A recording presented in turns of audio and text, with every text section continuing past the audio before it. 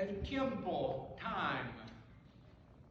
A few days ago, I was having a conversation with a friend of mine, and one of the questions he asked me is, "What was your first job?" Which he had asked me over the years for about the third time. And my response was, sweeping for a construction company, which was my first job in the United States after I arrived in this country as an undocumented person. And then he said to me, "No, but your first job, that was in the United States, but how about in Mexico?" And for the first time in my life, somebody had asked me that question. So I had to go back in time. Memory. And my recollection took me to the age of about 5. My first job as a shepherd back in Mexico. I remember those days waking up from a job as a shepherd at the age of about 5, as I can remember. Looking up at the skies, at the clouds, from sunrise to sunset, contemplating the wind.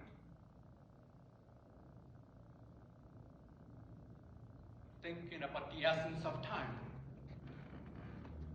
Never did I realize at that moment in my life that time would follow me for the rest of my life. It would govern the forces, events, circumstances, issues, trends, victories, success, death. As I march on the journey of a struggle at that moment of my life, the journey of life, every single step in my life, an event, an issue, a slip, a fall, time, el tiempo. Years later, certain points in my life, my arrival in the United States as an undocumented person,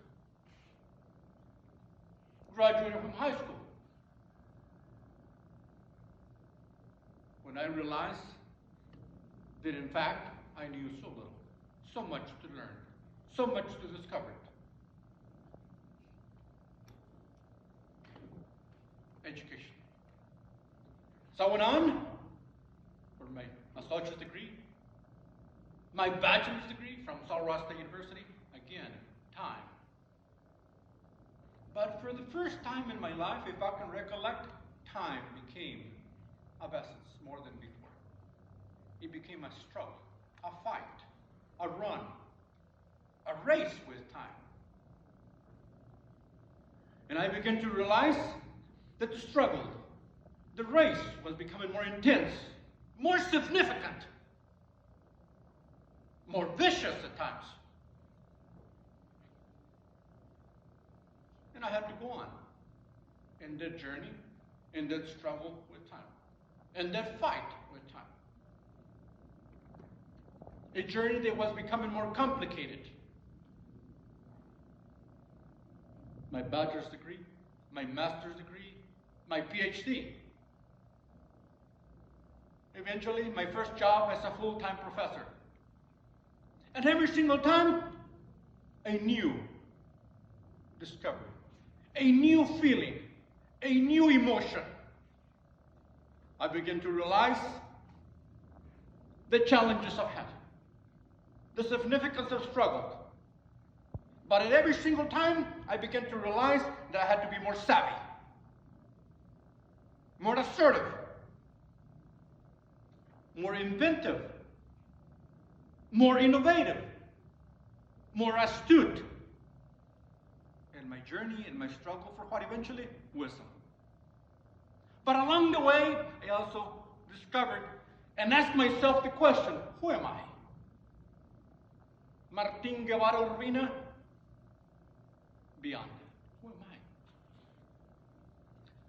I? As the philosophers often ask, do we really exist?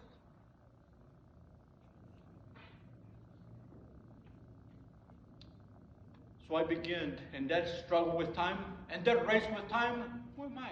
An identity that identifies me, right? An identity. Not only as a person, as a scholar, as a human being, an identity from the rest of others. And is that race with time continue? The philosophical race, an ideology. An ideology, right?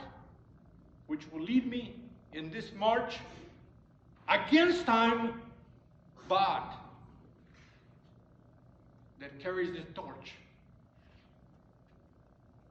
for something bigger.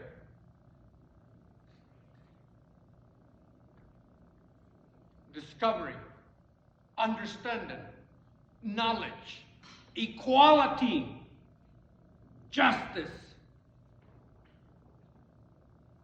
human dignity, respect. And as that journey continue, a voice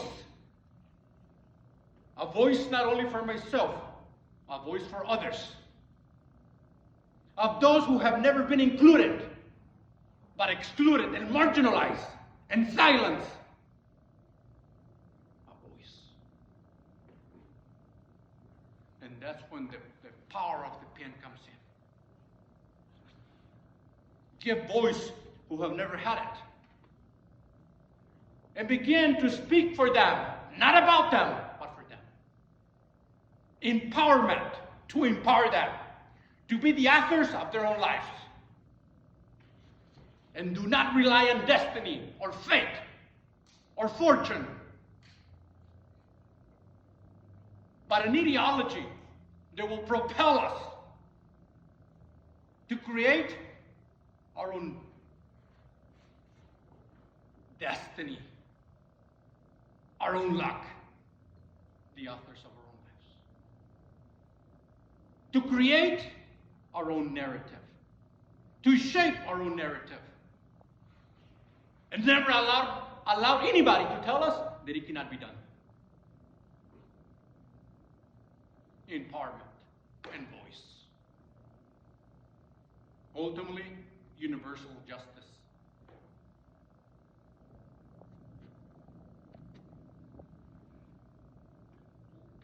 Along the way, appreciating those moments, those issues, those events, those circumstances, those issues, those stories.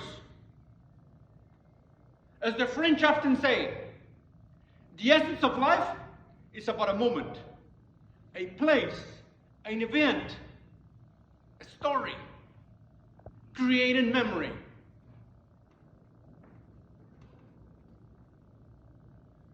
Memory that will stay with us, more in the heart than in the mind. As the heart, more than the mind, has memory that will stay with us forever.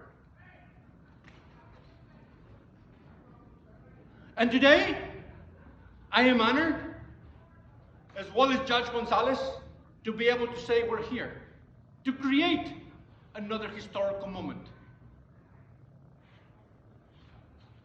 Another moment that will be inspiring, uplifting, motivating, encouraging, and hope for us, you and I, and the next generation. The next generation of scholars,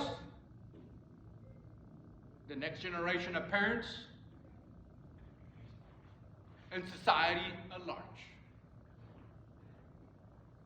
And as we continue through this journey, at the end of the day, as we reflect, as we walk, contemplating the wind, contemplando el viento, flirting with time, sobre las flores del río, over the flowers of the river, and be able to say,